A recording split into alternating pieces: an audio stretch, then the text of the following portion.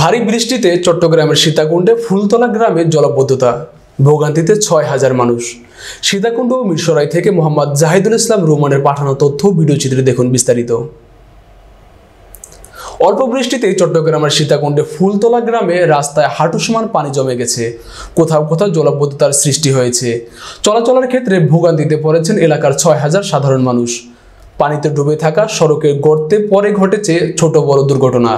শিল্প প্রতিষ্ঠানের গোডাউন ও একটি দেয়ালের কারণে পানি চলাচলের ড্রেনের প্রতিবন্ধকতার কারণে এই দুর্ভোগের সৃষ্টি হচ্ছে বলে জানান স্থানীয়রা। চট্টগ্রামের নিম্ন অঞ্চলের মানুষ ভারী বৃষ্টিপাতের সময় জোয়ারে শঙ্কিত থাকে। এ সময় পানি না নামতে পেরে ঘন্টার পর ঘন্টা পানিবন্দী হয়ে থাকতে হয়। সীতাকুণ্ড ফুলতলা গ্রামে জলাবদ্ধতার কারণে ৭ দিন ধরে ৬,০০০ মানুষ ঘরবন্দী হয়ে আছে।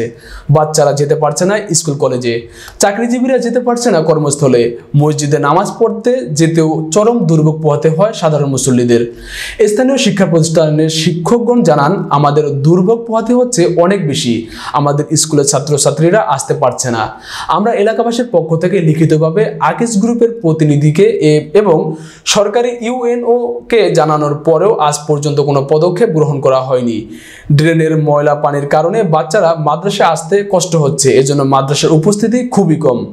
ফুলতলা গ্রামে অতিবৃষ্টির কারণে জলাবদ্ধতার সৃষ্টি হয়েছে, এটা শোনার পরপরই একত্র বাংলা টেলিভিশনের প্রতিনিধি গতকাল সন্ধ্যায় সরেজমিন পরিদর্শন করেন।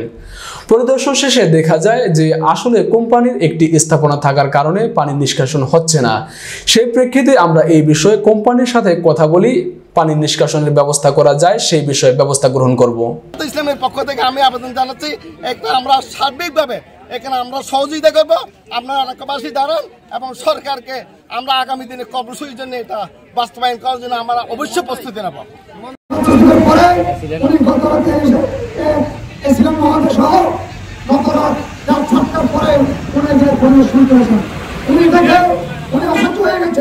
কিভাবে আমাদের গ্রামের সাধারণ মানুষ তাদের বাড়িঘর তুলে তছনছ হয়ে গেছে।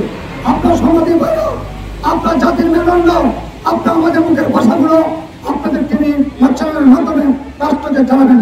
আপনার একটু কষ্ট করে যদি আপনার গ্রামে যান, আমাদের গরিব মানুষ কিভাবে আসতে কষ্ট করছে। আজকে তারা যদি একটা বড় প্রতিষ্ঠান করতো আমাদের এলাকার ক্লাস করানোর জন্য, কিন্তু এখানে ড্রেনের ময়লা পানির কারণে, পানি জমে থাকার কারণে বাচ্চাদের আসতে কষ্ট হচ্ছে। এই জন্য মাদ্রাসার অনুপস্থিতি খুব বেশি হচ্ছে, আমাদের শিক্ষা কার্যক্রম খুবই ব্যাহত হচ্ছে। আমরা চাই এটা একটা দ্রুত সুস্থ সুন্দর একটা সমাধান হোক, স্থায়ী সমাধান হোক। এটার জন্য আমাদের মাদ্রাসার ক্লাসের পড়াশোনা খুবই বিঘ্নিত করতেছে এবং এলাকাবাসীরও ভোগান্তি হচ্ছে। এখানে অবৈধভাবে একটি গুডন করে গ্রামের পানি বন্ধ করে দিয়েছে। তার পাশে আপনারা জানেন একটি ঐতিহ্যবাহী জামা মসজিদ, আমাদের একটি মাদ্রাসা সেখানে আছে। উত্তর মাদ্রাসায় 260 ছাত্রছাত্রী লেখাপড়া করে। আজকে দীর্ঘ এক সপ্তাহ আমাদের ছাত্রছাত্রীরা স্কুলে আসতে, মাদ্রাসা আসতে পারে নাই। আমরা এলাকাবাসীর পক্ষ থেকে লিখিতভাবে আকিস গ্রুপের প্রতিপক্ষকে, সরকারের বিভিন্ন মহোদয়কে, উদ্বোধন কর্মকর্তাকে আমরা লিখিতভাবে জানাবার পরেও তারা আজ পর্যন্ত কোনো কর্ণপাত করে নাই। এখানে মূল সমস্যা হচ্ছে পানি। রাস্তার যে সমস্যা, এটা যেহেতু এখানে বড় একটা শিল্প আছে, চিরি সুপাদার শিবিয়ার, এবং যেটা বলে সরকারি রাস্তা, সেটা হচ্ছে পরের প্রশ্ন। আমাদের সীতাকুণ্ড উপজেলা সোনাইছড়ি ইউনিয়নের ফুলতলি গ্রামের একটা রোডে অতিবৃষ্টির কারণে জলাবদ্ধতার সৃষ্টি হয়েছে। এই খবরটি শোনার পরপরই আমি গতকাল সন্ধ্যায় সরেজমিন পরিদর্শন করি। পরিদর্শন শেষে দেখা যায় যে আসলে একটি কোম্পানির একটি স্থাপনা থাকার কারণে গ্রামবাসীদের ভাষায় যে পানি নিষ্কাশন হচ্ছে না।